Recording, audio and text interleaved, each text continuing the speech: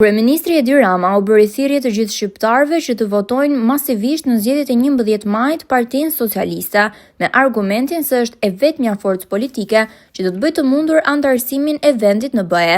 Në podcastin Flasim, ndryshe nga herët e tjera, kreu i qeverisë nisi me një monolog të gjatë, ndërsa mbante në dorë pasaportën shqiptare. Kush e do pasaportën e BE-s, ka vetëm një rrugë, të bashkohet. Me votën e bashkuar na jepni mundësinë të pajisim çdo shqiptar me pasaportën e BE-s brenda kësaj dekade. Të ftuar të Ramës kësaj here ishte i gjithë ekipi i PS-s për 11 majin, ku secili prej kandidatëve u prezantua për votuesit. Dhe liri qëndrimi në çdo pikë brenda kufive të Bashkimit Evropian. Me pasaportën e BE-s, Europa bëhet e vogël sa Shqipëria, dhe Shqipëria bëhet e madhe sa Europa. Kjo nuk është retorik. Ky është horizonti ynë më i afërt se kurrë. Me pasaportën e BE-s, vajzat dhe djemtë e Shqipërisë do të mund të studiojnë në çdo universitet të Europës me tarifat të njëjta si student barabartë evropian, dhe jo me tarifa ekstra si student të huaj në Europë. Me pasaportën e BE-s, çdo shqiptar dhe shqiptare do të mund të punojë pa leje pune, kudo qoftë, nga Stockholmi në Lisbonë, nga Madridi në Varshavë, duke të gëzuar të njëjtat drejta si suedezët në Suedi, si portugezët në Portugali, si spanjollët në Spanjë, apo si polakët në Poloni. Si dhe duke përfituar njësoj si ata sigurimet shoqërore e shëndetësore në cilin do shtet ku punon brenda perimetrit të Bashkimit Evropian.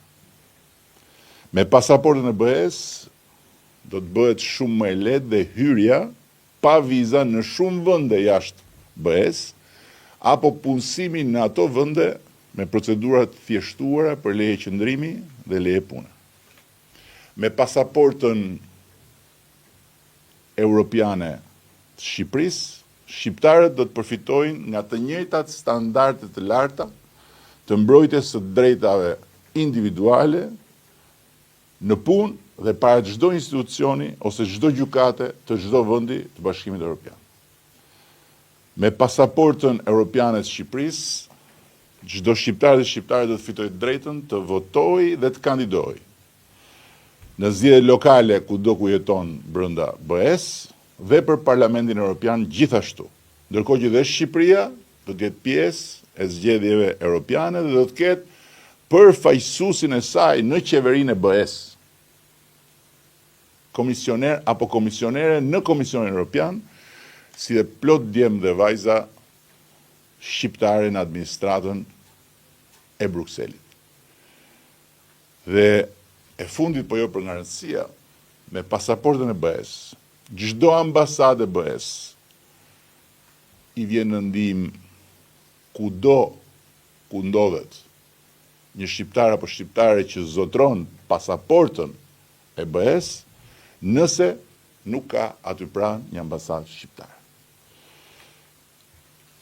Ky është horizonti ynë i mandatit 4 i konkretizuar. Dhe sot unë juftoj në një maraton, epizod ekskluziv i këtij podcasti, me ata dhe ato që i janë bashkuar skuadrës sonë kombëtare për fitoren e 11 majit dhe që janë pjesë e përpjekjes së re të Partisë Socialiste për të qenë një parti e re për Shqipërinë në BE. PS-ja 2030 për Shqipërinë 2030. Fillojmë për pak fare.